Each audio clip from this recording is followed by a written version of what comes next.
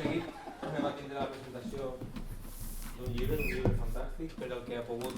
No puc llegir el llibre perquè és la primera vegada que el tinc físicament, però per el que m'ha arribat tant per Paco com per Joan, creguérem oportú que, bueno, aprofitant les trobades, 35 trobades de composició d'ensems, era un espai adequat per a presentar cartografies de música contemporània. Que millor tal vegada que aprofitar, a més de que Paco... a Paco no sé si el conegueu, jo he donat una conferència perquè a José Luis òbviament i a Joan es conegueu més, però Paco Yáñez és, a més d'un fantàstic crític, és un enamorat de la música de nova creació i en sap més que tots nosaltres junts. I em costa, moltes vegades... Tu m'estàs entendiendo? Si no, sí. És a dir, és una meravella i és un enamorat que me queden pocs així i crítics que quan fan crítica de veritat, no fan cròniques de concert. Ja no en tenim d'aquestes característiques. Aleshores, és fantàstic el poder tindre tant a Paco com a Joan, com a també coparticip en el llibre. A Joan el conegueu perfectíssimament com a compositor, intèrpret, jo no sé ja com qualificar-me, però per això, no el qualifiquem. Joan Gómez Alemany se qualifica per si mateix i a José Luis Galiana que ve com a diguem el capo de l'editorial, però també el conegueu tant per la seva faceta com a compositor com per a intèrpret, improvisador i tal. Per tant, jo no vaig a ser més llarg, benvinguts, moltes gràcies per tenir-vos aquí i ja es dona la paraula a ells i ens contaran de què van aquestes cartografies de la música contemporània. Moltes gràcies, Boro. Moltes gràcies al Festival Ensems, festival de referència, i a tu, Boro, per convidar-nos i fer-nos així un foraet en la programació intensa i atapeïda dels Ensems en la seva 45a edició. És per a nosaltres realment un gran luxe poder tindre aquest espai, aquest horari en els encontres de composició, que ara estàs parlant de la 35a edició. Jo recordo les primeres edicions i així està Pep Rovira, que pot recordar-nos històricament com començaren els encontres de composició i d'haver participat en més d'algun d'aquests encontres de composició. Per tant, és un doble luxe poder estar en aquest apartat dels ensems que és l'encontre amb la creació, amb la creació en paraules, en lletres grans. I a més tindre un públic tan il·lustre com el que tenim avui, de grans músics, grans autors, grans creadors musicals. Agrair, com sempre, a esta casa, que és la meva casa, el Conservatori Superior de Música de València, i de tornar sempre. Ja enguany crec que és la segona o tercera vegada que torne així a presentar o a fer coses i és un gran plaer tornar a casa. Una casa on vaig aprendre molt.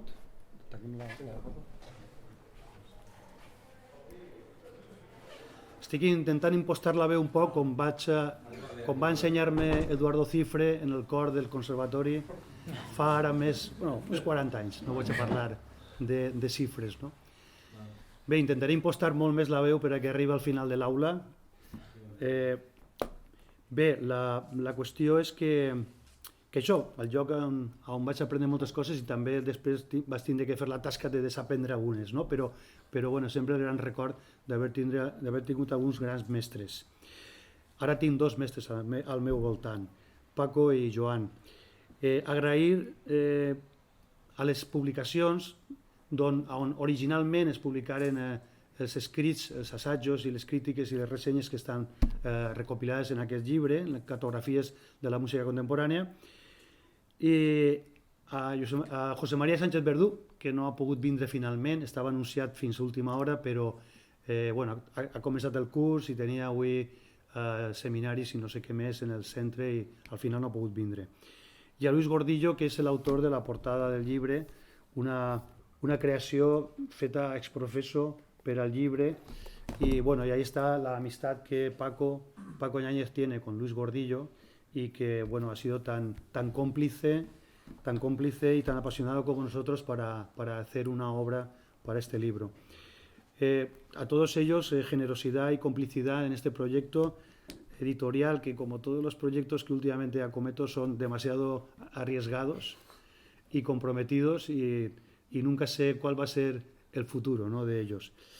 Pero bueno, sobre todo las gracias a Paco Ñáñez y a Joan Gómez, alemán, por hace más de un año que empezamos a hablar de este libro, y sobre todo Joan, que es el agitador que tengo siempre a mi lado y que no para su cabeza de pensar y de proyectar en el futuro, la posibilidad de poder hacer este libro, de poder articular una serie de textos, todos ellos ya lo veréis cuando los leáis, todos ellos muy interesantes, con grandes aportaciones, y poder, después de un año de trabajo en el que he tenido la suerte, me han dejado, de participar y de asesorar y decir a veces que sí, a veces que no, y de haber podido llegar a esta conclusión, ¿no? Una conclusión de literatura musical, una conclusión de amistad, una conclusión de mucha emoción y mucha pasión, ya lo ha dicho Boro, pero es verdad que nos mueve la pasión, y en estos proyectos editoriales, si no hay pasión, no habría producto final. Y esa posibilidad de trabajar con Paco y con Joan. A Paco lo conozco desde no hace tanto tiempo. Comenzó nuestra amistad gracias a Joan, que lo conocía, me lo presentó telefónicamente. Nos conocimos personalmente no hace tanto tampoco, hace un año y medio, en Galicia. Y empezó en el año 20, en plena catarsis pandémica, empezó a interesarse por mi literatura y por mi música. Y yo, bueno, muy honrado de que comentara, de que reseñara y que criticara mi trabajo, ¿no? Y a partir de ahí empezó a echar a andar nuestra amistad. Con Joan sí que ya llevo 6 años, desde el 2017, que nos conocimos en un concierto en el IBAM, que organizaba él. Allí nos conocimos por primera vez y tomamos contacto. Él ya me había venido siguiendo, yo quizá no tanto. Él acababa de venir, bueno, estaba todavía entre Austria y Valencia, España. Y bueno, en Valencia no era como que no era muy conocido todavía. Él estaba con sus estudios en la Universidad de Graz. Pero bueno, ahí yo creo que surgió el amor en aquel encuentro. Empezamos a pensar cosas juntos, empezamos a colaborar. Y bueno, después de estos 6 años, pues ya hay unos cuantos libros, hay unos cuantos discos, hay conciertos, hay proyectos que están ahí todavía están en el calaix, esperan la producción, ¿no?, la postproducción. Tenemos 2 o 3 discos pendientes y alguna colaboración más de literatura musical. Por lo tanto, bueno, estoy muy feliz de estar rodeados de amigos, tanto aquí como enfrente, de compañeros, y la oportunidad de presentar un libro que es una historia entre 2 personajes, a la vez autores, como son Paco y Joan, con 2 personalidades que, al margen de las afinidades, obviamente, y de que trabajamos terrenos comunes, espacios comunes, las diferencias que hay entre una literatura y otra, entre el perfil de cada personaje en este libro, ¿no?, en este gran relato de hablar de las músicas contemporáneas del mundo, ¿no? Una escritura más apolínea, más exquisita, más cuidada, más elegante. Es verdad que Paco lleva muchos años, ya lleva décadas escribiendo, y todos lo sabéis y lo habéis leído. Es una persona que elige las palabras con mucho cuidado, no explica, describe, cosa muy wittgensteiniana, que es de admirar, ¿no? Es decir, no intentar explicar aquello que escucha, sino intentar hacer una descripción muy, muy, muy delicada, muy cuidadosa de aquello que escucha, de aquello que le asalta al conocimiento, ¿no? En este caso, a través de la emoción, quizá a través de la amígdala, del hipotálamo, que le llegará luego al neocortes, y es capaz, en ese recorrido neuronal, es capaz de traducir, de describir, no de explicar, aquellas emociones que le produce la música que escucha. Como ha dicho Boro, sabe más seguramente que todos nosotros juntos, pero es porque lleva muchos años practicando una escucha muy, muy, muy especial, muy, muy concreta, y que luego es capaz de manifestar a través de las palabras. Como decía Paul Valéry, todas las artes se alimentan de palabras, ¿no? Y la música, quizá ese arte tan complejo, tan difícil, tan inefable, que se basta a sí misma, ¿no?, sea más complicada traducirla, trasladarla a palabras, traducirla a un texto escrito, en este caso. Bien, esta es una de las preguntas que yo siempre me he hecho en mi trayectoria como músico, como creador, y es cómo describir, cómo trasladar a palabras, cómo contar, cómo relatar a alguien, a otro, aquello que acabas de escuchar, aquello que te acaba de emocionar, que te acaba de despertar sentimientos contradictorios, ¿no?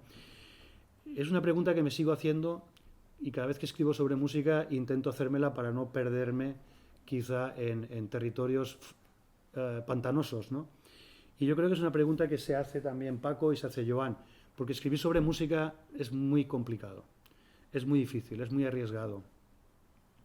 Es fácil caer en esos pantanos, en esas lagunas, es fácil ahogarse y perder los criterios, perder realmente el sentido, el objetivo de lo que significa hablar, escribir sobre música. Yo creo que el libro que presentamos hoy, y voy a pasar rápidamente la palabra a sus autores, que son los que más saben, obviamente, además de todo esto, además de buscar esa transversalidad e interdisciplinaridad que está en el subtítulo del libro, a través de esa práctica creativa abierta en la que las disciplinas dialogan entre ellas y todo es posible, además de todo eso, el libro, cuando yo ya lo pude ir disfrutando, ya estaban los artículos más o menos ordenados, ahí tuvimos muchas discusiones y muchos líos, ¿no? Lo que me saltó a la vista rápidamente es que es una gran guía para acercarse a la música contemporánea más actual.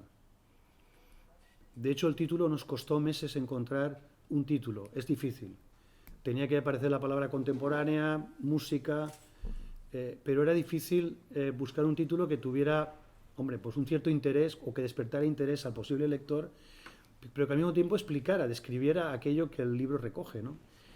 Ya ahí tuvimos un gran problema, pero al final lo encontramos, ya no recuerdo quién, pero bueno, hicimos listas enormes, larguísimas de títulos para poder, digamos, explicitar en la portada de qué trataba el libro. Pero como decía, al final lo que el libro consigue es convertirse en una guía indispensable e imprescindible para acercarse a las músicas de nueva creación actuales. Desde Japón, Corea, hasta Finlandia, pasando por Madrid, es decir, Italia, Alemania, es hacer un mapa actual, lo más actual, de aquellas músicas que se han creado en los últimos años. Hablamos del siglo XX, XXI, pero realmente estamos hablando de la música más cercana a nuestro tiempo.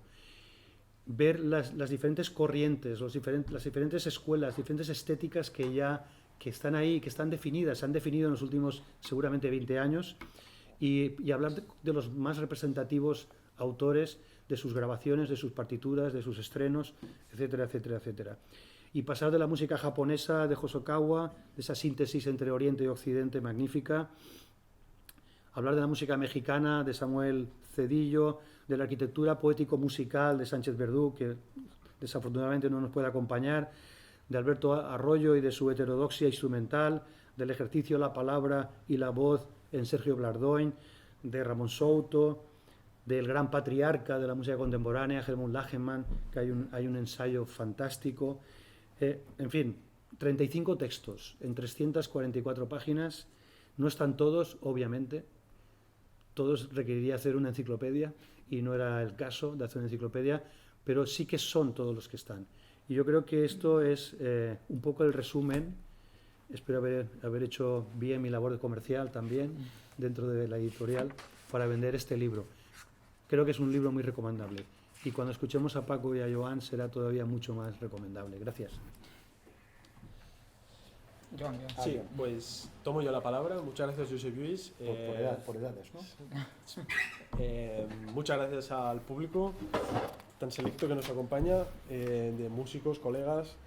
Y yo voy a hablar un poco más del libro en sí como autor.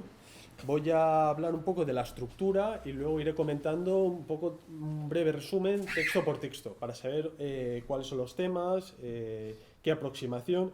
El libro hemos de tener en cuenta que aunque sean textos recopilados de diferentes medios, que encontramos tanto revistas universitarias, por tanto unos textos más académicos, con bibliografía, Está textos, reseñas de conciertos hechas en el mismo momento, con notas, luego análisis más musicológicos, ensayos, cartas abiertas. Bueno, tenemos una gran variedad de géneros que estos textos sueltos pues, se dispersan, pero una de las grandes funciones del libro, o justamente de las cartografías, de crear un mapa, es poder enlazarlo todo. Entonces ese está un poco el mérito y en la relación entre ellas. Además, el libro está pensado también como una guía, por tanto nos cuidamos mucho de crear un índice onomástico de muchas páginas donde aparecen muchísimos autores, cada uno citado en la página que aparece, también como una guía. Y luego tenemos las 6 secciones del libro, que cada una está especializada en, digamos, en un tipo de texto. Es verdad que muchos de los textos, por ser bastante polivalentes, múltiples, algo complejos, podrían estar en varias secciones, pero bueno, meditándolo todo, dijimos que bueno, vamos a estructurar un poco y así también creamos relaciones entre ellos. Vemos que en el mismo subtítulo está la palabra interdisciplinaridad, que es un concepto que bueno, ya tiene varios años y se ha trabajado mucho en las artes, pero es verdad que en nuestra realidad actual, sobre todo en la realidad digital, están apareciendo diversas maneras de entrelazar todos los campos y una de ellas son las disciplinas artísticas. Tenemos la particularidad que Paco es no solo un gran crítico de música y especializado en música, sino a su vez de arte, artes visuales, y sobre todo una de sus funciones es como escritor literario. Vemos aquí su novela Contra la decadencia, que es una novela única, que reseñada también aquí, que une las particularidades, que une las artes de una manera muy original y justamente es de eso, se trata de crear nuevas metodologías, nuevas aproximaciones. Entonces yo voy a centrarme ahora un poco en cada uno de los textos y explicar sus particularidades. Tenemos una primera sección titulada La mano que mueve la partitura, análisis crítico de compositores. Aquí centramos más en figuras concretas, en músicos, compositores, que hacemos una aproximación más global a su trabajo o a sus composiciones. Los textos que he escrito aquí están dedicados, primero, uno se titula La nueva vanguardia en estudios de Samuel Cedillo, que Samuel Cedillo es un compositor mexicano, no excesivamente conocido, pero en nuestro libro aparecen tantos autores conocidos, autores jóvenes, nacionales, internacionales. De lo que se trata es una panorámica general, no solo las grandes estrellas, no solo los amigos, y nos parecía que Samuel Cedillo es un compositor bastante particular. Acaba de sacar un CD por la prestigiosa editorial Kairos, austríaca, donde reúne una especie de estudios, pero estudios de música contemporánea, de un tipo de lenguaje muy, muy saturado en lo que, como dice el título, podemos llamar la nueva vanguardia. Luego de mucho tiempo, ya cansados de decir que la vanguardia ha muerto, que se ha retomado a la música posmoderna, una música accesible, reconocida en el mercado, que se vende bien, pues es verdad que en el siglo XXI hay un nuevo florecer de unas músicas muy exigentes, unas músicas que exploran el sonido en sí, que no tienen concesiones hacia el mercado, hacia las instituciones, y Samuel Cedillo es para mí uno de los compositores de esta generación. Pasamos a un segundo texto dentro de este campo de análisis de figuras, que es Charles Chaplin. Vemos que aquí es un texto muy diferente. El compositor Charles Chaplin, cineasta, todos lo conocemos por cineasta, pero bueno, Charles Chaplin es un compositor, además director, guionista, es una persona perfectamente interdisciplinar, por eso se ha incluido en este libro. Este texto fue publicado en la revista Itamar de la Universidad de Valencia, y es un texto más académico, más musicológico, con mucha bibliografía, y lo que se trata es de explorar una figura conocida por todos, no como Samuel Cedillo, que es poco conocido, pero desde un nuevo punto de vista, un punto de vista que explora cómo la creación musical puede dialogar con el cine. Pasamos a una segunda sección que se llama Desentrañando la creación musical, análisis crítico de obras. Teníamos análisis de compositores, de figuras, de personajes, que se recorre un poco la trayectoria, su corpus creativo, pasando ahora el análisis crítico de la pieza. Se analiza una pieza en particular, vemos otro tipo de aproximación. Y aquí tenemos un texto mío que se llama Reflexiones en torno al metainstrumento, estudio número 1, sonido, temporalidad y escucha ambigua en la obra de Alberto Royo. Alberto Royo es un compositor muy joven, tiene mi edad, afincado en Alemania, en Dresde, es uno de los discípulos más destacados de José María Sánchez Verdú, y tiene una música que, como su maestro, pues muy cuidada con el timbre. Entonces yo analizo una pieza suya, un estudio breve, también el texto es breve, son de 2 páginas. Vemos aquí textos que van de 15 páginas a 2 páginas, de diferentes tamaños, también para enfatizar otro tipo de análisis con diferentes extensiones, diferentes tratamientos. Entonces Alberto Royo nos presenta una pieza que reflexiona sobre todo por lo que él llama el metainstrumento. Entonces es un estudio metainstrumento en el que es una nueva aproximación, ya tiene unas décadas, pero sobre todo ahora se está enfatizando, él ha hecho la tesis doctoral sobre este tema, que trata de unir los instrumentos como si fuera todo uno, ¿no? No tenemos un poco la idea de la orquesta, pero trabajada al ensemble, y sobre todo es desconfigurar la tímbrica del instrumento convencional, lo que las orquestas normalmente no suelen hacer, y para crear una relación entre los instrumentos para generar un nuevo instrumento, ¿vale? Esto sería un poco de las tesis que habla Alberto Royo. Continuamos otro texto que se llama Y el silencio era el aire, de Sergio Blardoni.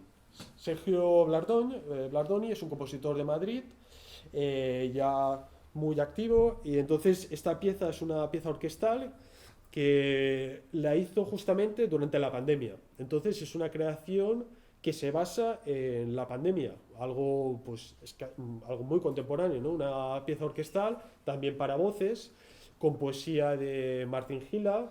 Entonces él trata de la manera orquestal, con algunas palabras, qué es la experiencia de la pandemia. Él la hizo durante el confinamiento, y en este texto, publicado en la revista Melómano, se analiza un poco los aspectos espaciales. Es una pieza pensada para diferentes grupos orquestales, espaciales también en el sentido de que el tema fundamental es el espacio. Se hizo durante el confinamiento, todos recordamos estar encerrado en un espacio. Entonces es toda una reflexión sobre la música en la pandemia, también una música de vanguardia en una orquesta, y reflexiona sobre todos estos temas, de una creación, una obra de ahora, hecha justamente ahora. Pasamos a otro escrito mío que analiza la pieza Face, de Pierluigi Bellone, titula Una investigación hacia el sonido original. Pierluigi Bellone es un compositor que tuvimos, creo que hace 2 años, en Ensems. Vino a dar una masterclass y se estrenó una pieza por Synergian Project. Synergian Project encargó una pieza, y como los que ya escuchamos esa pieza y conocemos su música, uno de sus primeros, sus claros ejes es la investigación musical, la exploración del timbre. Es uno de los alumnos más reconocidos de Helmut Lagemann, junto a Marc André. Entonces ya podemos saber un poco hacia dónde va. Face es una pieza también de hace pocos años, que tiene face en italiano antiguo, que lo que trata es del rostro del sonido. Además, él pone en diálogo su música con otros compositores, dado que la pieza consiste en voz, ensemble y altavoces, donde escuchamos la voz de Ligeti, de John Cage, de Helmut Lagemann, varios referentes de Chelsea, varios referentes de Pierluigi Bellone, en que hace dialogar su música. Es una pieza muy diferente a las habituales, dado que la solista, la voz, se inventa un lenguaje, crea una música hecha de fonemas, pero luego escuchamos en la electrónica la voz reconocible de estos compositores consagrados. Entonces Pierluigi hace como una especie de reflexión sobre la música contemporánea. Es un texto largo, es un texto de 10 páginas, entonces se centra mucho en este tipo de pieza, también la figura de Pierluigi. Yo fui alumno suyo en Viena, mientras estudiaba en Graz, entonces conozco bastante de primera mano su música, y se habla un poco de esta pieza particular, además de su trayectoria. Luego pasamos a una nueva sección. La música de hoy sobre los escenarios. Aquí se hace un análisis de los conciertos, no tanto de las piezas en particulares, y aquí se presentó el Sony Art 2023. Se inicia con el Lumina Ensemble interpretando un concierto monográfico de Gabriel Coreca. Lumina Ensemble es un ensemble de saxofones bastante reciente, que tiene una actividad muy activa en el Museo Macas de Alicante, donde han dedicado varios monográficos a compositores como Gabriel Coreca. A Boro García también le dedicaron un concierto que es citado aquí, y a varios compositoras, compositores y también artistas que trabajan en las artes plásticas.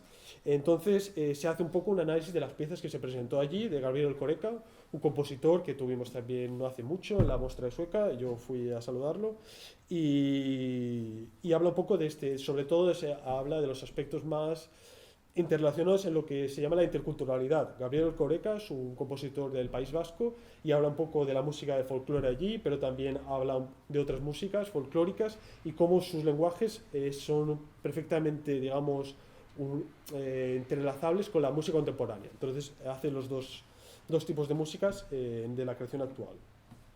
Pasamos a una nueva sección, ya voy terminando, que se llama Instantáneas discográficas de la contemporaneidad musical, o sea, reseñas de discos. Aquí Paco es un maestro, entonces aquí casi todos son textos suyos. Yo hablaré de uno producido por Liken Records, la discográfica que dirige Josep Lluís, y se titula Poliestilismo y guerra civil en la música de José Miguel Moreno Sabio, un compositor de Cuenca, que da clases de Cuenca, es andaluz, se jubiló hace poco en Cuenca, pero aquí presenta un monográfico que se realizó en ese conservatorio, dirigido por Carlos Galán, interpretado por el grupo Cosmos 21. Entonces la particularidad de este texto, que no solo analiza el disco, es que además se relaciona sobre lo que decía, sobre la guerra civil. La guerra civil y la música contemporánea es un tema bastante delicado, un tema poco frecuente, porque es verdad que muchos de los compositores llamados de la generación del 51, que son los más conocidos hoy en día, que muchos ya están muertos, algunos no, fueron colaboradores del régimen franquista, entonces no tocaron este tema de memoria histórica, sobre todo en referencia al bando republicano. Miguel Moreno Sabio no es un compositor de ellos, es de una generación más joven, y él está desarrollando una ópera sobre el episodio de la desbandada, creo que es la aviación alemania, pues disparó sobre la población civil en Málaga y hizo una masacre, una de las grandes masacres, y entonces su ópera trata de eso, donde se relaciona la música en la guerra civil, su música. Además, por ejemplo, yo cito algunas de las pocas obras también contemporáneas que tratan sobre este tema. Bueno, García tiene una de ellas que es Hijos de la Luz y de la Sombra, si recuerdo bien, sobre la poesía de Miguel Hernández, que escribió el cancionero romancero de Ausencias. Poemas que, como sabemos, lo hizo Miguel Hernández en la prisión, o muchos de sus poemas, y que va sobre ese contexto. Entonces se analizan diversas piezas, Cristóbal Halser tiene algunas, sobre todo Balada, es un compositor catalán que se exilió, estuvo en Estados Unidos, entonces él desarrolló una pieza sobre el Guernica, en los años 60, una cosa que era imposible, claro, obviamente en España. Entonces se habla un poco también de Balada y un poco también la aproximación de compositores internacionales. Luigi Nono también tiene una pieza sobre el Guernica, la Victoria del Guernica. Paul de Cas, un compositor alemán, también tiene otra pieza sobre ese tema, y no hay muchos sobre que hayan tratado este tema. Entonces pasamos a otro de los textos. Creo que me estoy alargando un poco, no los analizaré todos. Uno de los destacados es sobre el disco Ocra, un siglo XXI de música para guitarra, escrita por José María Sánchez Verdú. Como José María nos prologaba el libro, que menos ha hecho un excelente prólogo, que menos que dedicarle un disco interpretado por Giuseppe Benuti, un guitarrista muy joven italiano, que hace un monográfico de todas sus piezas para guitarra. Muchas de ellas inéditas, no grabadas antes. Entonces se analiza en el texto un poco las piezas de la guitarra, pero un poco en el contexto de la música de Verdú. Verdú trabaja tres campos, uno de ellos lo interdisciplinar, que trabajamos también en este libro, dado que una de sus piezas va sobre Goya, y también sobre Ocra. Ocra es ocre, entonces una pieza muy larga para guitarra y orquesta, es dedicada al ocre. Entonces relaciona muchos temas de los colores, él es sinestésico, entonces relaciona tonos con colores que él ve en la partitura. Este sería sobre el campo interdisciplinar. Luego tenemos el campo intercultural. José María, de origen andaluz, ha trabajado mucho el tema de la música del al-ándalus, también la música judía. Aparece una pieza llamada Yad, Entonces, un poco la interculturalidad entre música contemporánea, también música de vanguardia más centroeuropea, donde se forma Sánchez Verdú, con la música pues, hispanoárabe, música hebrea. Entonces tenemos un campo intercultural, uno de los temas que con la globalización está muy activo y es una de las aproximaciones más actuales de la música contemporánea. Se trata aquí. Y por último tenemos el otro inter, que es la intertextualidad. José María también trata mucho sobre esto es un término que viene de la semiótica, de textos sobre textos, o sea, trabajar músicas, en este campo, músicas sobre músicas, músicas del pasado, desde la actualidad, instrumentos que imitan otros instrumentos, donde se trabaja diferentes conceptos relacionados en sus piezas. Las piezas para guitarra muchas veces, por ejemplo, imitan instrumentos de percusión, entonces tenemos aquí un trabajo intertextual. Y bueno, tenía el cronómetro, llevo 16 minutos, me había planteado 10 minutos, entonces vamos cortando ya, para también la idea es luego crear un debate y que cada uno pueda explicar. Entonces doy la palabra a Paco, que me disculpe, me ha alargado, y que nos explique sus textos. Nada, buen día a todos. Lo primero, muchas gracias Boro y muchas gracias a ENSEMS y al Conservatorio por acogernos esta mañana para presentar este libro que, como dice Josep Lluís, es un proceso dilatado en el tiempo y es una idea que partió de Joan y de la cual al principio no estaba muy convencido, porque yo pensaba que los textos tenían su vida mayoritariamente en el formato virtual, son textos que en buena medida están en internet, otros no, que provienen de revistas de papel, pero él tenía muy claro que la vigencia del libro como formato en el que realizar ese compendio, ese dossier de textos que ya existen, para articularlos en una obra que dialoga, en la cual sus elementos dialogan entre sí. Y esta fue una de las cuestiones que Josep Lluís tuvo muy claro desde el principio. Es decir, no puede ser un sumatorio de textos, no puede ser un collage. No puede ser coger textos aquí y de allá y juntarlos como quien tiene una colección de cromos. Tiene que ser una obra en la que los textos dialogan entre sí. Entonces, lo primero que tenemos que hacer es crear esos vínculos, crear espejos, crear simetrías, crear un organismo vivo. En ese sentido, no es habitual que un editor participe de forma tan activa como hizo Josep Lluís en la forma del libro, no tanto en los textos propiamente dichos. Los textos, es cierto que, por lo menos por lo que a mí respecta, han sido revisados, es decir, no es exactamente el texto que está en internet o el texto que está en una revista de papel, plasmado aquí, copiado y pegado. Muchos de ellos, la mayoría, están revisados, se le ha añadido alguna cuestión, se le ha quitado otra incluso, se ha revisado cuestiones de estilo, es decir, hay un trabajo de reescritura. Yo recuerdo a quien considero uno de mis maestros, aunque solo una vez en la vida lo traté y lo vi en persona, Juan Goytisolo, que cuando publicó sus obras, como él decía, incompletas en Galaxia Gutenberg, se propuso revisar los textos y él mismo dice que eliminó párrafos enteros, páginas enteras de sus obras que digamos revisadas y finales, de las que él valida como obras finales, y dice que bueno, el expurgar lo que son los procesos de depuración, eso compete a los especialistas, pero no al público final que va a leer sus novelas en las obras incompletas, como él denomina, ¿no? Aquí los textos tampoco es necesario andar cotejándolos. La persona que lea este libro no tiene necesidad de andar buscando de dónde vienen, de dónde no vienen, ni de realizar ese cotejo, es decir, el texto en sí funciona como texto final y funciona dentro de ese diálogo, un diálogo no solo entre los textos, sino entre las tres personas que estamos aquí. De hecho, tenemos todos textos, Joan y yo, textos sobre cada uno de nosotros. Es decir, yo tengo textos que hablan de la obra de Josep Lluís como escritor y de la obra de Josep Lluís como improvisador saxofonista. Yo tengo textos que hablan sobre la creación musical de Joan. Entonces, es además de esa gran cartografía, de esas cartografías de la música contemporánea, es el retrato de un proceso, de una otra edad reconocida, ¿no? Que se hizo, o sea, cómo nos fuimos conociendo, reconociendo y plasmando en una serie de textos que ninguno habla de cómo fue ese proceso, pero todos hablan de cómo se fue realizando, a través de ¿qué? De la selección, de la composición, del orden que sufrió todo tipo de permutaciones a lo largo de los últimos meses. Los títulos de los apartados cambiaron un sinfín de veces. El propio título de la novela, efectivamente, fue lo más complicado, hasta el final nos encontró.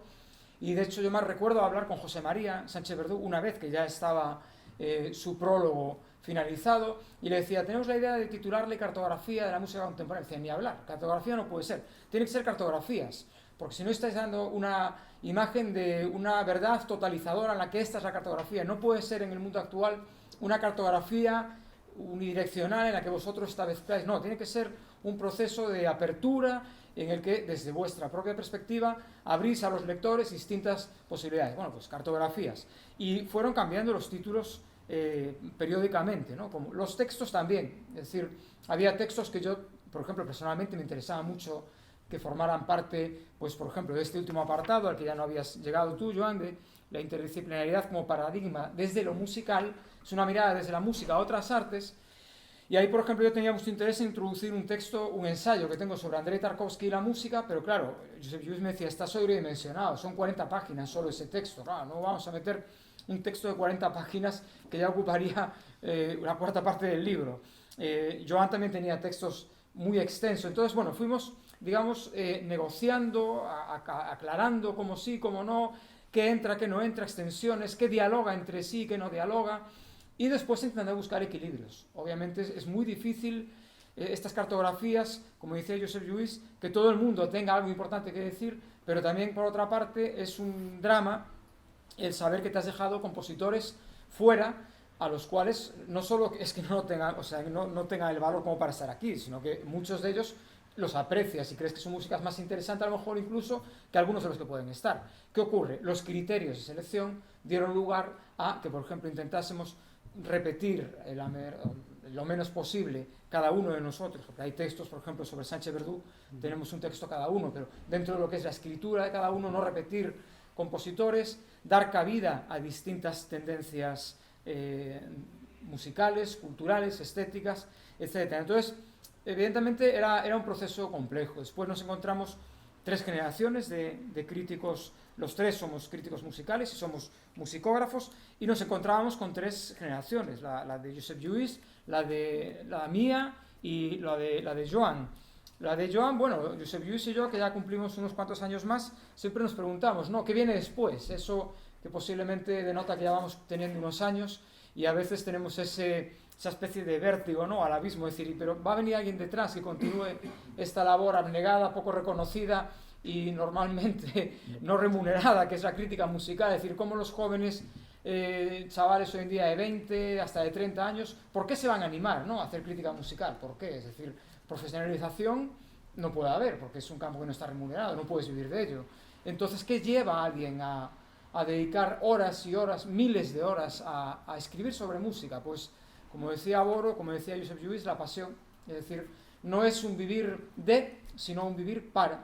Es un vivir para escribir, normalmente gracias a que uno pues tiene otra profesión que le permite dedicarse a eso, pero entonces, precisamente por eso, se dedica en cuerpo y alma y se dedica con una libertad, que posiblemente el depender de ello pues podría cercenarla de algún modo. Ahí entramos en los límites y en las complejidades de ser crítico pues dentro del sistema, o como Joan o el propio Josep Lluís, que lo tiene más complicado que yo, en el sentido de que ellos también son músicos, también son compositores, con lo cual pues siempre hay una serie de redes que complejizan, ¿no? la labor. Yo no voy a entrar en cada uno de los textos porque si no nos tiraríamos, como le decía antes a Josep Lluís, de cada uno de los textos se podría hablar más de lo que el propio libro tiene en número de páginas, porque obviamente con entrar en analizar las estéticas de cada uno de los compositores se podría escribir una o muchas tesis doctorales. Es decir, el libro nace, se lo decía a Toshio Hosokawa hace poco, nace desde Oriente, como el propio Sol, nace con un primer texto que viene desde Japón, y es un primer texto que no solo explicita los aspectos que ya se han reiterado aquí, que caracterizan al libro, es decir, la interdisciplinaridad. En el texto de Hosokawa se habla del teatro no, se habla del arte floral, del ikebana japonés, pero se habla de otra cosa muy importante, que a mí me parece fundamental en estos textos, que es relacionar el pasado con el presente, la tradición con la creación, aunque sea la creación más puntera, la creación, por ejemplo, de Stefan Prinz, la creación de Johannes Kreidler, con la que uno puede estar de acuerdo, con la que otro no puede estar de acuerdo, es decir, pero siempre estableciendo esos vínculos. La gran tradición con la punta de lanza. No hay un punto cero en la historia de la música. Ni John Cage fue un punto cero. John Cage fue alumno de Arnold Schoenberg. Arnold Schoenberg es la más pura y dura tradición austrohúngara, es decir, es la tradición germánica. Que después te desligas de él, sí, pero incluso componer a la contra es ser parte de esa tradición. Porque componer en contra de algo es estar dialogando con ese algo. Es decir, no existe un compositor que sea un punto cero. Y un poco una de las ideas de este libro es esa. Es decir, buscar los vínculos con la tradición. ¿Por qué? Bueno, pues porque a mí como oyente de música siempre ha sido una de mis obsesiones. Es decir, ¿qué está relacionado con qué? Establecer árboles genealógicos. ¿Puede ser una propuesta, como diría Luigi Nono, conservadora? Sí, en cierto modo puede serla, ¿no? Porque es como buscar las claves del presente en lo que fue el pasado. Pero es que, al fin y al cabo, pasado nunca dejamos de ser. Es decir, somos un pasado que se está reactualizando, una punta de flecha muy fina, pero que trae algo detrás, una inercia que la empuja, ¿no? Y esa inercia es el pasado. Entonces, en el primer texto, que es el de Hosokawa, tenemos pues todo lo que es el gagaku, todo lo que es los instrumentos tradicionales japoneses, reformulado a través de los estudios que realizó Hosokawa con Huber, con su maestro, con su mentor, como él lo denomina, Helmut Lagemann, y todo ese proceso de actualización de las formas y del arte que conocéis cada uno de vosotros mejor que yo. Después, por otra parte, estos textos, además de ser textos y parte de la pasión que transmiten y que conllevan, es que son textos en los que va nuestra propia vida. Es decir, por ejemplo, este primer texto sobre Hosokawa recoge una conferencia que a mí me encargaron en el año 2014 para un festival de encuentro entre culturas que hubo en Santiago de Compostela, en el que el compositor residente era Toshio Hosokawa. Él estuvo en la charla en la que se pronunció esta conferencia. A raíz de ahí vino una invitación en la que yo el año pasado estuve en Japón pronunciando unas charlas sobre el cuarteto de cuerda contemporáneo, y a raíz de esa visita a Japón yo pues le propuse a Sergio Bilardoni convertir esta conferencia en un texto, es decir, un ensayo. Y entonces a partir de ahí viene el plasmarlo sobre papel. Ya entró en la época en la que estábamos con el libro entre manos, lo introdujimos en el libro. Es decir, es todo un proceso de textos que van, que vuelven, que recogen nuestra propia vida, pero que se proyectan a la creación más actual, y que, bueno, pues esas claves son las fundamentales, ¿no? La interculturalidad. El segundo de los textos que tengo yo es sobre José María Sánchez Verdú. Es un texto en el que en este caso está relacionado con el ámbito español, porque está basado, es el libro del frío, que está basado en un poemario de Gamoneda. Ahí es interdisciplinaridad, porque es poesía y música, otra de las claves fundamentales. Yo creo que hoy en día el arte ha de ser comprendido fundamentalmente como un diálogo entre espacios, tiempos, culturas y disciplinas artísticas. No necesariamente. Y tenemos textos como el dedicado a Alberto Posadas, en el cual, por ejemplo, la historia del piano dialoga con sí mismo a través de un instrumento. Es decir, no hay interdisciplinaridad, no aparece ni la música, o sea, ni el cine hablando con la música, ni la pintura, ni nada. La música pura se sirve por sí misma, por supuesto, no hay nada más que decir. Después, citando algunos otros aspectos que creo relevantes, pues por ejemplo, también se quiso hablar del actual momento de la mujer en la composición, que nos parecía muy relevante. Entonces hay un texto que habla específicamente de eso, desocultando el talento de las compositoras. Aparecen compositoras que me parecen, no porque sean mujeres ni porque haya una cuota ni una paridad, que yo en eso sinceramente os digo que no confío en absoluto. Me parece una imposición ideológica y me parece que no procede de la excelencia musical. Yo preferiría escuchar conciertos con 5 compositoras realmente buenas que no con 3 compositoras malas y 2 malos compositores, o viceversa. Es decir, me parece un criterio ideológico no musical ni de la excelencia. Pero sí hay compositoras que todos conocemos, Hayat Czernowin, Rebecca Saunders, Olga Neubirth, Raya Janota, que son compositoras absolutamente deslumbrantes, mil veces mejor que muchos compositores que no llegan ni a la altura de los talones. Entonces, esas compositoras eran las que queríamos darle pie, no porque haya una cuota de paridad, que no la hay, sino por la enorme calidad que tienen esas compositoras. Entonces, por ejemplo, hay un texto pues, sobre Hayat Czernowin, hay un texto sobre Malin Bang y sus paisajes orquestales nórdicos en clave post-lagemaniana. Helmut Lagemann es uno de los compositores, como habéis escuchado, que vertebra el libro. Hay un texto central sobre el propio Lagemann en el tercer capítulo del libro.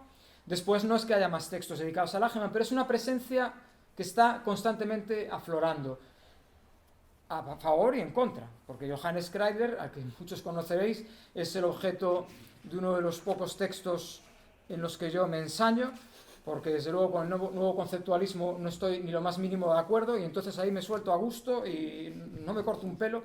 Pero bueno, he de decir que él tuvo la deferencia de colgarlo en su página web. A lo mejor porque no fue capaz de leer la traducción lo que allí decía, pero bueno, le honra el haberlo colgado. Es un texto que, por ejemplo, de Johannes Kreidler entra en uno de los elementos, de los aspectos hoy en día más en boga, ¿no? Sobre todo en Centro Europa, nuevas tecnologías, formatos digitales, archivos de internet. Claro, yo aquí contrasto, por ejemplo, el modelo Stefan Prinz, que me parece una utilización muy inteligente, estéticamente personal, desarrollada, de esta utilización de los medios, con lo que es el nuevo conceptualismo, que me parece el reverso negativo en la mayor parte de los casos, no en todos, de esta cuestión. Por lo tanto, Lagemann, como os decía, vertebra en buena medida el libro. Está también Luigi Nono, de todos los compositores que yo abordo, el único ya fallecido, aunque muy vivo, es Luigi Nono. De hecho, en apenas 3 meses entramos en el centenario Luigi Nono, en el que, bueno, pues como siempre, las orquestas españolas serán líderes europeos en programación del gran repertorio de vanguardia, y entonces pues los disfrutaremos seguramente en todas las programaciones orquestales del país, y si no, pues siempre nos queda algo tan interesante como el disco, ¿no? De ahí que la presencia de Luigi Nono esté en un disco y no en un concierto en vivo. Aunque curiosamente Helmut Lagemann está en un concierto en vivo en Madrid. Yo recuerdo que en aquella reseña al final había hecho una adenda, un añadido diciendo que bueno, la orquesta en concreto, que era RTVE, tenía que aprovechar, ¿no? el que se habían introducido en el universo Lagemann para incorporarlo a sus programaciones y a partir de ahí programarlo con frecuencia.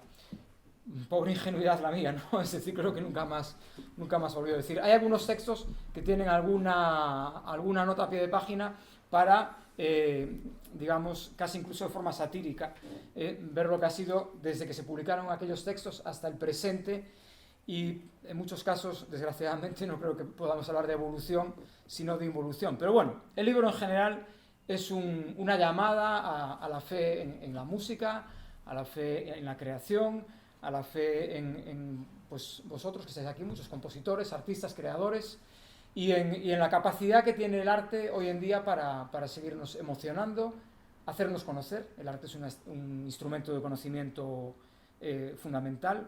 Como decía, creo que era Daniel Barenboim, el arte puede hacernos conocer, a veces nos permite escapar del mundo, ¿no? El mundo a veces queremos escapar de él, pero por otra parte es la herramienta fundamental de conocimiento, o como sostenía Goethe, la ciencia y el arte, ¿no? Son dos caras de una misma realidad.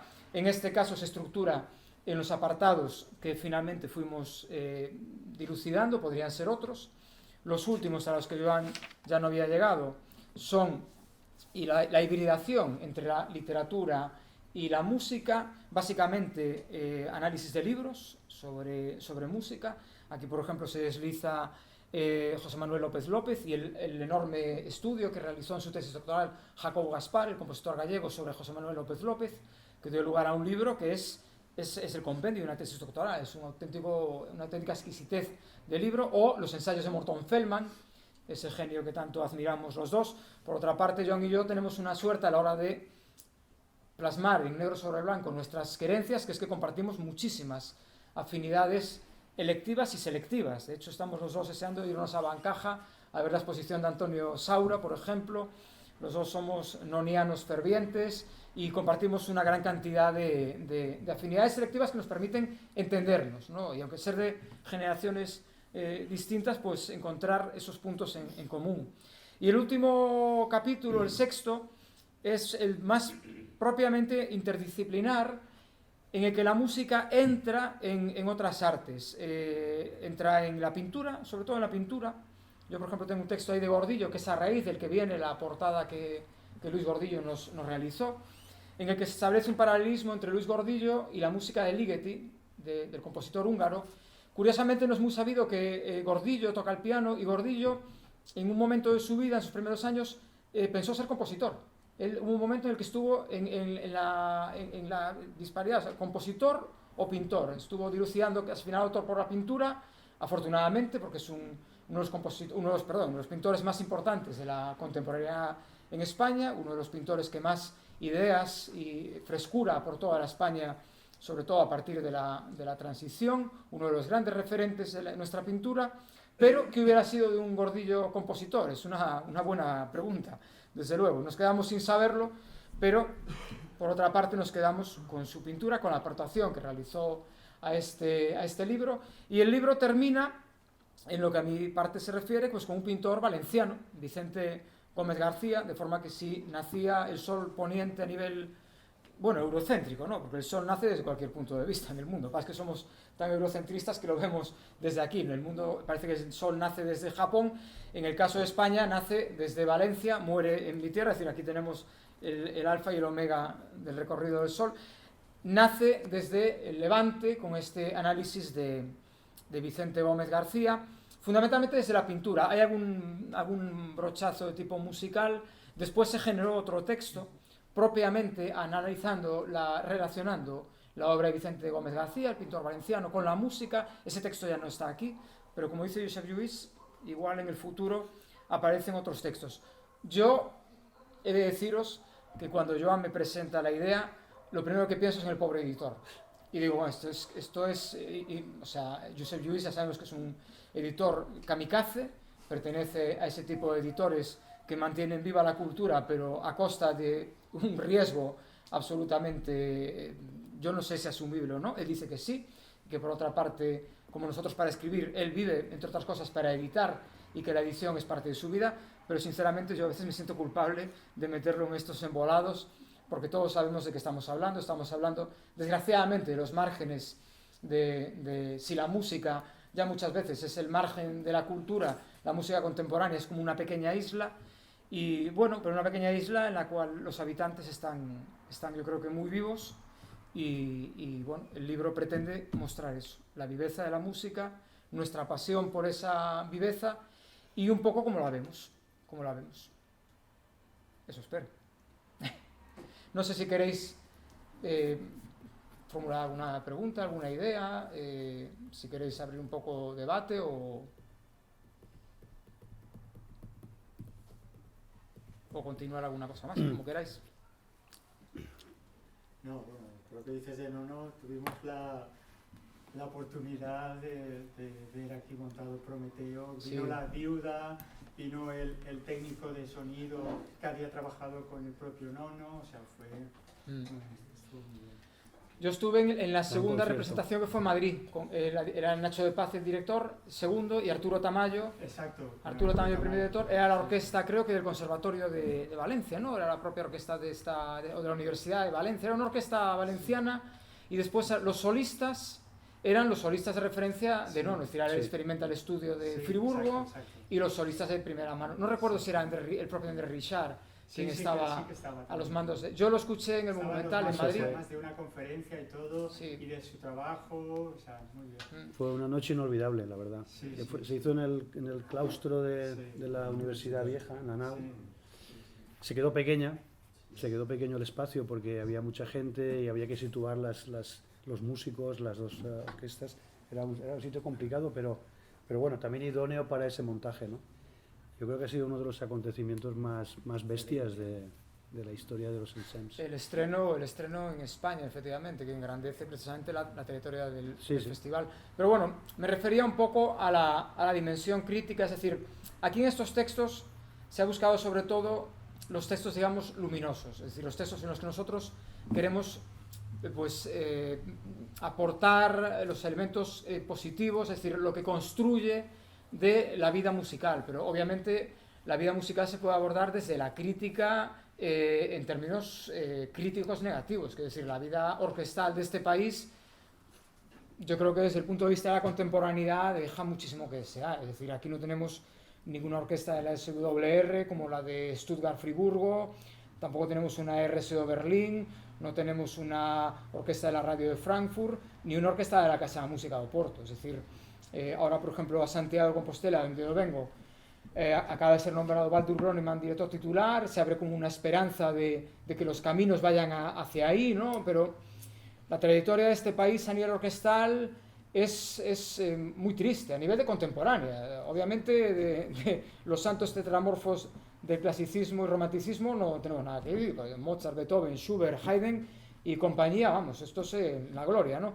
Pero lo que es la creación viva, encargos, estrenos, reposición de estrenos. ¿Cuántas obras no se tocan una sola vez y se van al cajón del olvido? Es uno de los dramas de la música contemporánea. Imaginemos haber escuchado la octava sinfonía, la incompleta, o la séptima, como queremos llamarla, de Schubert, una sola vez en la vida. ¿Qué experiencia sería la nuestra de esa obra? Y en una sola versión, por un solo director. Sería lamentable. No habría ningún tipo de profundización. Pues esa es la triste vida de la mayor parte de vuestros estrenos. Y de vuestros estrenos y de tantos estrenos. Es decir, y esto no puede ser.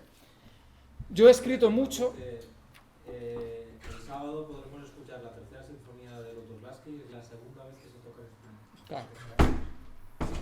Y Lontano tampoco creo que tenga una vida mucho más allá. Lontano ya, pero Sí. imagínate Lutoslawski, que es digerible, ¿no? Sí, sí, o sea, no es montar el Prometeo, ni es montar la cerillera del Ageman. Quiero decir, son obras asequibles con una plantilla sinfónica al uso y que tampoco tienen unas complejidades, no sé, como montar Mind de Haya Chernobyl, que es una obra extremadamente compleja, electrónico-instrumental. Yo a eso le he dedicado muchísimas críticas y después, claro, vienen la parte B, ¿no? Es decir, es ser persona non grata en muchos sitios. Pero bueno, ahí estamos un poco en lo que hablábamos antes. Si uno tiene la suerte de no depender puede criticar desde la libertad total. Y aunque se ha intentado llamar al orden alguna vez, pues bueno, pues el libro no pretendía reflejar esa parte, la parte, digamos, de crítica más frontal, más dura, sino poner de relieve aquello que nosotros creemos que es de valor, no precisamente lo que creemos que no se debe seguir, sino lo que se debe seguir. Pero efectivamente en este país tenemos un problema muy serio con ese aspecto que conocéis todos también, o mejor que yo. Y desgraciadamente labores encomiables de festivales no acaban de saltar a las programaciones, cuando en muchos lugares, como en la Casa de Música, sobre la que yo he escrito muchísimas críticas, ves que el público entra en esas dinámicas, hay que construirlo. O sea, el público participa de esas ideas si uno lo encauza y lo lleva. Yo recuerdo las primeras veces que asistía a conciertos en Casa de Música, año 2007, conciertos fabulosos con 100, 120 personas. Yo hablaba con el director artístico de Casa de Música y me decía, ya vendrán, hay que cultivar al público, el público acabará viniendo, tienen que creer en esto. Y efectivamente, después conciertos y ciclos que en España no tenemos ni de broma. Es decir, recuerdo unas jornadas Anton Webern, 3 días íntegramente dedicadas a Anton Webern, obras orquestales, obras de cámara, cuartetos.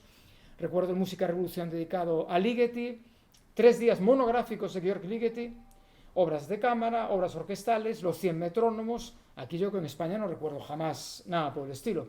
Pues los conciertos prácticamente llenos, la gente participando, charlas paralelas, como en su día hubo exposiciones paralelas, publicaciones sobre ese tipo de ciclos. Es decir, son los retos. Es decir, este libro intenta poner en valor y hablar en positivo. Desde luego, si hiciera un libro de la crítica de las prácticas regresivas que suelen caracterizar a nuestro escenario musical, se podrían escribir muchos volúmenes de escritura, sí. En el apartado que habláis de los conciertos y de todo esto, ¿qué labor está haciendo o continúa el Centro para la Difusión de la Música Contemporánea en Madrid?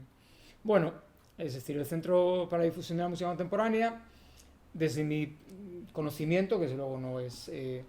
trabaja con una serie de ciclos en localidades concretas y después apoya una serie de iniciativas, pero desde luego lo que es crear una red estable a nivel de todo el país, no. Es como si hablamos de la Orquesta Nacional de España. Es decir, la Orquesta Nacional de España, siendo Nacional de España, quizás tendría la obligación de recorrer el país. Quizás como Orquesta Nacional de España que es, tendría, digo yo, la obligación de fomentar más la creación actual, como la RTVE, en otras, siendo el paralelo con otras orquestas radiofónicas europeas, ¿no? Entonces, hombre, ya digo, no hay ningún análisis de la labor del Centro Nacional, porque es un libro fundamentalmente sobre compositores, obras y diálogos entre disciplinas estéticas. No es un análisis de... Sí, como decíais que había uno también de los conciertos... Sí, hay un apartado, el apartado número 3, es la música sobre los escenarios. Es el más breve, o sea, son tres críticas que reflejan esto, lo que son las críticas de conciertos. Son 3. Uno es el del concierto de Helmut Lagemann, cuando se le dedicó en Música de Hoy, ciclo extinto, ya no existe, que dirigía Xavier Güell. Es un ciclo... Otro de los aspectos... Aquí tenéis la fortuna de que en SEMS lleva ya casi 50 años de programación. Es un caso único en España. Pero otra de las cuestiones que caracteriza los ciclos de música contemporánea en este país es su perennidad, es decir, su caducidad, perdón. Nacen, desaparecen, dependen de que el político o la institución de turno los apoye, de que el director, muchas veces son proyectos personalistas, con lo cual es muy difícil institucionalizarlos. Este ciclo, por ejemplo, en el que se programó Lagemann, dependía mucho de una figura que era Xavier Güell. Entonces, en el momento que los ciclos desaparece, digamos, el director artístico que los promueve, o que hay un cambio de gobierno, o que hay un cambio de orientación, desaparecen. Es decir, es uno de los problemas que hay en España, la estabilización de ciclos para que estos conserven una personalidad propia, desarrollen proyectos a largo plazo, se reponga con respecto a una historia, el repertorio que ellos mismos han creado, como los ensembles, ¿no? A mí me parece algo fundamental. La segunda crítica de este tercer apartado es a la que se refería Joan, de Lumina Ensemble, y la tercera crítica es una crítica mía en Tokio de un concierto de Shaw que establece el diálogo, el eco con el primer texto de Hosokawa. No hay ninguna obra de Hosokawa, pero hay un diálogo histórico entre la música japonesa del siglo XII, es decir, estamos hablando de la época de Hildegard von Bingen, o sea, del románico en Europa, y el diálogo que en ese concierto se establecía con Helmut Lagemann y John Cage. Es decir, que nos puede parecer algo como de marcianos, ¿no? O sea, establecer un diálogo entre la música que en España era en aquel momento el románico con la música de Cage y de Lagemann, y sin embargo los vínculos se pueden establecer. Es uno de los vectores del libro. Ese diálogo entre el pasado y el presente nos parece fundamental. Vivimos en una sociedad terriblemente amnésica, en una sociedad tuitera, en una sociedad de mensajes breves, y una de las cuestiones que se quería poner en valor es la memoria, la memoria y los textos en los que nos obliga a introducirnos en esos trazos de memoria que persisten en el tiempo. La obra, por ejemplo, de Alberto Posadas, ese gran ciclo de piano, es eso, son trazos de memoria, ¿no? Entonces, muchos textos, aunque no sea específico, o sea, no es un tratado de semiótica, ni es un tratado de historiografía, pero muchos textos, su subtema pues puede ser ese, política cultural, puede ser memoria, puede ser, aunque no esté citado explícitamente, interdisciplinaridad, etc. Es decir, los aspectos que fluyen entre las manifestaciones de la música. Bueno, quería daros la enhorabuena, ¿no? También que os hayáis unido los tres, ¿no? En esto, a mí me ha parecido curioso también lo de la cartografía de la música contemporánea. La cartografía es un mapa que no es un mapa 1-1, ¿no? Como decía Jorge, sino que habéis hecho un mapa con, yo veo cada apartado como viajes, ¿no? Nos invitáis a un viaje y a unas paradas. Cada texto es una parada, claro. No podéis ir a todos los bares, no podéis ir a todos, pero nos invitáis a vuestro viaje, ¿no? Y en esos viajes se cruzan disciplinas y tal. Yo, como estoy aquí, yo vengo de las artes visuales, pero al venir aquí en el conservatorio me ha resultado como curioso, es la música con el tiempo, en un lugar que normalmente es la música fuera del tiempo, ¿no? Pero es muy interesante de cómo poder conservar, conservatorio, el tiempo, ¿no? Que de alguna manera aquí también en tiempo reciente, cosa del siglo XX es un siglo, ¿no? Pero es como deciros, el próximo libro es cartografías de la música fuera del tiempo, ¿no? Porque ya contemporáneas, todo. Que en unas revistas donde habéis sacado música contemporánea es una página, yo he comprado también Melómano, es el Scherzo, pero contemporáneo pues son unas paginitas, cuando en realidad contemporáneo debía ser lo más importante. Pero yo también me hago la pregunta que, claro, tocar a Bach ahora es con el tiempo, ¿no? También con sus deformaciones, con cómo se estudia, ¿no? Alguien decía que para conservar o cómo restituir una obra de Bach, pues también la gente se constipaba, ¿no? Entonces, si lo quieres un poco hacer con instrumentos del tiempo, también con los problemas de su tiempo, ¿no? Entonces la pregunta era un poco así, ¿no? Porque en las artes visuales no hay que volver a pintar un cuadro, ¿no? Entonces decir arte contemporáneo ya sería demasiado ambicioso. Pero la música contemporánea y el arte contemporáneo hace que la música contemporánea, bueno, lo que he planteado es marginal, es como un elemento reducido, ¿no? ¿Por qué le cuesta ese tiempo?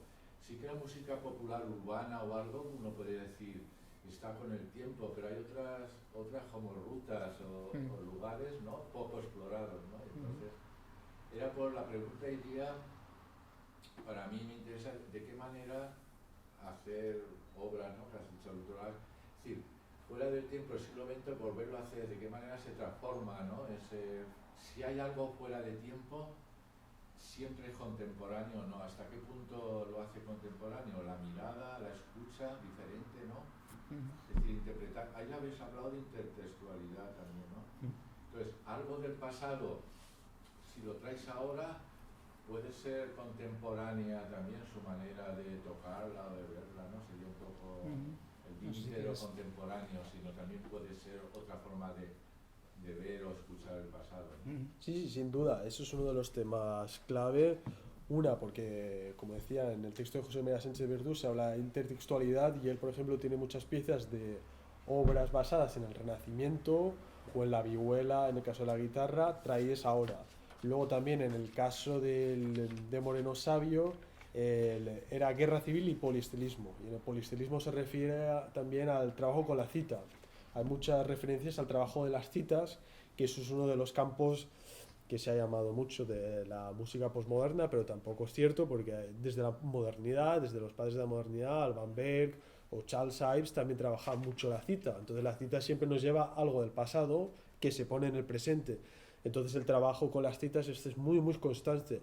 En el caso actual de, por ejemplo, el nuevo conceptualismo, que es de Johann Schreiler, bueno, una de sus figuras paradigmáticas. Luego hay otros compositores que justamente lo que trabajan es la música de músicas. Ellos no crean música, sino trabajan desde archivos digitales ya hechos. Entonces su composición es la composición de esos archivos preexistentes, e incluso ellos mismos se ponen como política no crear música, sino retrabajarla. Entonces es una corriente de ahora, muy de ahora, que con toda la cultura digital es muy fácil, digamos. Entonces ese trabajo del presente al último pasado, incluso del presente al pasado más próximo, que eso también es el querer estar generando demasiada historia o demasiados, claro, el paradigma del archivo es que, claro, lo de hace un año ya es historia. Entonces ese desligamiento, que eso es lo que provoca la amnesia, ¿no? En vez de seguir cantando la música de hace siglos, pues nosotros ya queremos lo del instante, lo de hace ya 2 semanas nos parece ya antiguo. Entonces todos esos temas sin duda están reflejados en varios textos y de diversas maneras. Es que el propio término contemporáneo fue uno de los que provocó uno de los debates entre nosotros. Es decir, a ninguno nos parecía el término más adecuado, contemporáneo, pero por otra parte es un término que está tan claro y tan acuñado entre todos que, claro, llamarle música también actual o música de nueva creación nos pondría en el mismo disparadero. Yo ahí me sumo un poco a la tesis de Ulrich Dibelius, el musicólogo alemán, es decir, música contemporánea, un poco la creada a partir de la Segunda Guerra Mundial en adelante. ¿Qué ocurre? ¿Estamos en ese periodo histórico? Yo creo que ya no. Yo creo que estamos en el periodo histórico que quizás no está todavía definido, que es Internet y la globalización. O sea, es algo que ya no tiene nada que ver. Es decir, pensar que estamos en una contemporaneidad como la que vivía el Berlín de la posguerra con la construcción del muro, cuando estamos en un momento en el cual las enfermedades como el COVID circulan globalmente porque estamos en una sociedad global, en el que los mensajes se retuitean por todo el mundo o se mandan a través de Instagram o se crean incluso obras para ser tocadas simultáneamente en distintos lugares y retransmitidas a través de medios que ni existían ni se soñaban, porque pensamos en una película como 2001 que imaginó el futuro de una forma tan impresionante y a nadie se le ocurrió entonces un móvil. Hablaban con radiotransmisores con pantalla, es decir, no, a nadie se le había ocurrido algo como esto, y mucho menos, yo soy alguien anticuado, a nadie se le había ocurrido en el reloj que llevases una cámara, una videocámara, algo que te conectara con Australia en tiempo real o con la Luna si alguien está... O sea, es más de ciencia ficción para los que iban más allá de la ciencia ficción en el año 68. Entonces, pero bueno, sí creo que los padres, o a lo mejor de los abuelos, para Joan probablemente los abuelos, de los compositores de hoy en día, pues sí son los Stockhausen, Boulez, Nono, Xenakis, Ligeti, toda esta generación. Después, ¿en qué entramos? En música actual, lo que yo llamaría música actual. ¿Qué es música actual para mí? Compositores vivos que están componiendo. Es gente que está creando hoy en día a tiempo real. Si un compositor está vivo, pero no compone desde hace 20 años, a mí me cuesta llamarle música actual. Es un compositor que diría más contemporáneo. Después, la persistencia de la memoria a la que te referías. Obviamente yo creo que no hay nada más moderno que Bach. Bach es intemporal en cualquier momento histórico, como lo es Stravinsky, por ejemplo. Y sobre todo el último Stravinsky, que es el menos tocado y el menos conocido. Es probablemente el más intemporal de todos, el más abstracto y muchas cosas el más interesante. Por otra parte, estos compositores tienen una gran ventaja, que es lo que antes yo hablaba, que las obras que no se reponen en el escenario no van a poder tener nunca, que es el trabajo de la interpretación, el profundizar en las obras. Creo que era Stefan Mallarmé que decía que el gran arte es como en un estanque, cuando vemos unas joyas en el fondo del estanque, metemos la mano, cogemos las joyas, pero cuando las tenemos en la mano solo hay polvo. Y las joyas siguen resplandeciendo en el fondo del estanque. Es decir, es un joyero inagotable, por mucho que extraigamos. Es decir, ya puede haber un Philipp Gerrebege tocando Bach, ya puede haber un Nicolas Harnoncourt tocando Bach, ya puede haber un Masaki Suzuki tocando Bach, ya puede estar Pierre Lot tocando Bach o Jordi Sabal. Nadie va a agotar todo lo que hay dentro de esas obras, porque son obras maestras. Y además han tenido la suerte de que se han redescubierto en las últimas décadas.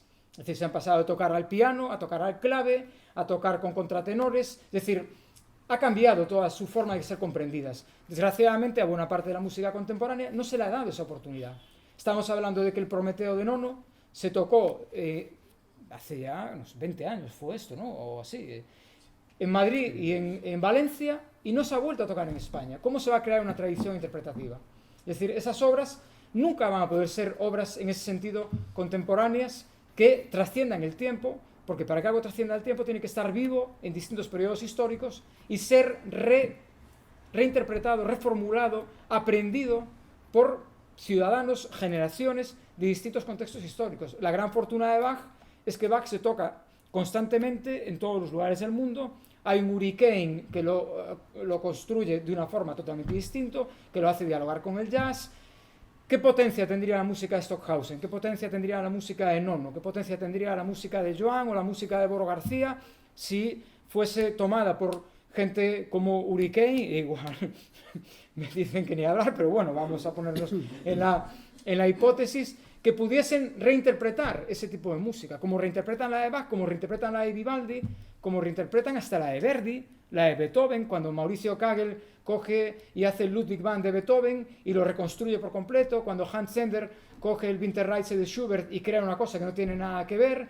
Es decir, cuando Reinbert de Leeuw toma el Dichterliebe de Schumann y hace algo completamente nuevo. Es decir, esa forma ¿qué nos aporta a nosotros esta obra? ¿Qué capacidad de modernidad tiene? ¿Cómo, tomándola desde el fondo del estanque de las piedras preciosas, que es la gran tradición, siempre van a seguir resplandeciendo? Porque siempre es más potencia la que tienen que acto que nosotros podamos agotar.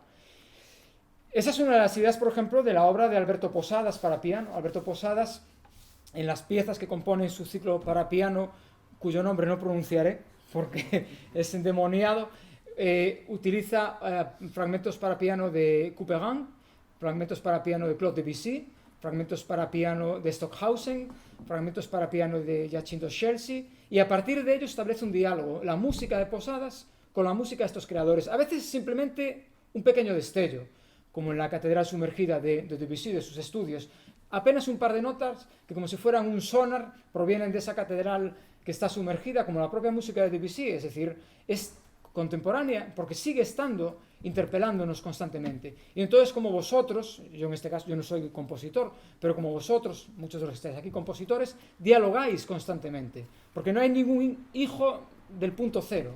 Todos tenéis una relación con la historia. Y esa es una de las cuestiones que, cuando hablábamos de la parte pedagógica pues para un estudiante de conservatorio, para un chico joven que esté empezando a relacionarse con la música, es una de las partes interesantes de este libro, que es tender puentes. Yo, en ese sentido, en la crítica musical, soy a veces un poco obsesivo, que es buscando los vínculos, las raíces, los rizomas que unen a los compositores del presente con los de la generación que hablábamos de las vanguardias, con los de la generación de la segunda escuela de Viena, con la generación wagneriana, mahleriana, Brahms, es decir, establecer esos rizomas, porque a mí, sinceramente, puede ser un deje, entre comillas, conservador, ¿no? El estar dialogando con el pasado, pero es que a mí me parece apasionante el ser presa del pasado buscando esos diálogos. Entonces, en ese sentido, sí creo que la contemporaneidad se establece como la pervivencia del diálogo con nosotros, que tristemente es la que se le está hurtando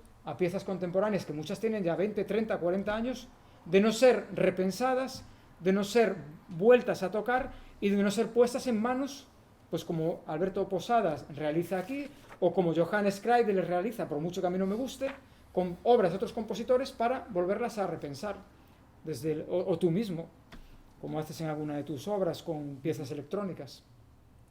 Pues terminamos, Pau. Son No ya sé ni las qué hora 2, es. son las 2 ya casi. No sé la última si hay pregunta o si hay algo, alguna intervención. la última breve. Bueno, no sé si alguien más ha levantado la mano, pero si no, aprovecho yo. Solemos tener una actitud de queja respecto a la situación actual y hay hechos que son evidentes si hablamos del porcentaje de obras de compositores actuales en las programaciones de las grandes orquestas, a lo mejor de este país. Pero me gustaría, y también aprovechando un poco la finalización de esta propuesta, vosotros que sois grandes conocedores de la situación, ¿qué alternativas y qué propuestas se podrían llevar a cabo para ampliar público, para generar nuevos espacios y, bueno, pues alimentar un poco este mundo? Bueno, nosotros aquí, como decía antes, no es tanto labor de crítica negativa como crítica en positivo. Entonces, los ejemplos que aquí demuestran éxitos de programación, éxitos de puesta en valor de obras y éxitos de, como decía antes, de establecer esta contemporaneidad a lo largo del tiempo, eso ha de ser tomado, punto primero. Segundo, vivimos muchas veces los festivales como momentos puntuales, y en una entrevista que yo publiqué hace unos días con Boro, él hablaba, por ejemplo, de la necesidad de que festivales como Ensems tengan una presencia más transversal en el tiempo y en el espacio. Es decir, festivales que se han demostrado exitosos, que tienen un público, que van fidelizando, que crean no solo conciertos, sino espacios de conocimiento en el que el público puede interactuar con los compositores, en los que hay academias de composición, y esta tarde vamos a escuchar obras de creadores que han trabajado con un compositor ya establecido para poner sobre los atriles sus obras. Es decir, son experiencias que deberían convertirse en transversales. Eso es una idea. Después, por ejemplo, las orquestas públicas, yo por lo menos creo, que deberían tener, así como ahora estamos en esta cuestión que hablábamos antes, de la paridad, porque ahora hay una imposición desde criterios sociológicos a la música, creo que la propia música debería tener un criterio que es unas cuotas, unos porcentajes de música contemporánea en las programaciones, de encargos en las programaciones, de dinamización de las programaciones. Pero no solo de lo que es la música contemporánea. Por ejemplo, Josep Lluís es un representante de la improvisación. La improvisación en las programaciones orquestales prácticamente no existe. Es decir, es algo que no tiene, incluso ya no solo la improvisación, sino la música mínimamente abierta. Esta temporada la Real Filarmonía creo que concluye la temporada con el Atlas Eclipticalis de John Cage, que es como, vamos, una marcianada dentro de una programación española, ¿no? Es decir, que en un mismo concierto esté Atlas Eclipticalis y la Sinfonía en 3 movimientos de Stravinsky. Atlas Eclipticalis es una obra que, como todas John Cage, presenta cierto grado de apertura. Claro, ese tipo de obras de improvisación, de música aleatoria, de obras abiertas, deberían estar presentes. Hombre, yo no digo que haya, a lo mejor que haya que establecer unos porcentajes, porque esto también nos lleva a otro tipo de cárcel, ¿no? Pero sí que debería estar contemplado. Debería estar contemplado. La figura, por ejemplo, de los compositores en residencia. En España brilla por su ausencia. Es decir, en Portugal, en Casa de la Música, todos los años hay un compositor nacional en residencia, joven, y hay un compositor internacional de prestigio, pero en las orquestas españolas, no digo en los festivales sí suele haber una figura de referencia que es un compositor, pero me refiero a las temporadas orquestales, a la orquesta de Coruña, a la Orquesta de Santiago, a la Orquesta de Principado de Asturias, a las orquestas de Madrid, a las orquestas catalanas. Es decir, algunas han tenido compositores, han tenido las Cartas Blancas, que todos recordamos en Madrid, en la época de López López. Es decir, ha habido ese tipo de experiencias, pero como hablábamos antes, son experiencias que están muy vinculadas a una dirección artística que aparece y desaparece. Lo que habría que hacer en España es institucionalizar ideas que, por ejemplo, en Alemania o en Francia están mucho más claras, que son las que construyen el desarrollo musical, porque es muy fácil obnubilarse con la gran tradición y la maravilla que es la música del pasado, pero es que en el presente hay obras tan válidas como aquellas, es decir, y que dialogan con ellas de tú a tú, pero no están presentes. Entonces, ideas, sí, es decir, festivales que ya están muy consolidados, expandirlos en el tiempo y en el espacio, establecer figuras como los compositores en residencia, jóvenes y consagrados, establecer cuotas no solo de paridad entre géneros, sino de presencia de la contemporaneidad en las temporadas, y la presencia de talleres de composición, la presencia de estrenos de obras generadas en talleres de composición, etcétera, etcétera. Es decir, y no estamos inventando nada nuevo, estamos inventando fórmulas que funcionan en Europa, que funcionan en España en puntos en concretos, pero que desgraciadamente son concreciones, es decir, no son la norma, y podrían ser la norma. Es decir, yo además tengo al lado en Oporto la experiencia de Casa Música, que en muchas cosas es ejemplar, y es un ejemplo de éxito. Y no creo que es que porque la sociedad portuguesa sea más desarrollada que la valenciana, ni que la barcelonesa, ni que la donostiarra, ni que la madrileña, no. Simplemente que hay mentes lúcidas que trabajan fórmulas de éxito en el tiempo. Y eso la gente lo acaba comprendiendo, porque la gente es inteligente. Es decir, si uno no creyera en la gente, no propondría nada de esto, pero antropológicamente creemos que la gente es capaz de llegar a todo esto. Bueno, pues yo creo que lo dejamos aquí porque son las 2, se hace la hora de comer y luego a la tarde creo que hay más actividades. Bueno, muchísimas gracias. No voy a repetir los agradecimientos que hemos dado ya al principio, pero sobre todo gracias a vosotros, que me he dado cuenta que somos todos machos, no hay ninguna hembra, pero no pasa nada, estas cosas ocurren. No se lo digamos a nadie por si acaso nos tachan de algo. Pero nada, muy agradecidos de que hayáis estado aquí con nosotros 1 hora y pico aguantando esta mecha, que hablan rápido, ¿eh? Son gente que tiene la cabeza, les funciona muy bien. Y nada, seguiremos con la contemporaneidad, porque como se paró en un momento dado hace unas décadas, ¿para qué vamos a buscar otro nombre si todavía está vigente la contemporaneidad, ¿no? Gracias y nos vemos en otro. He traído libros si queréis, ¿eh?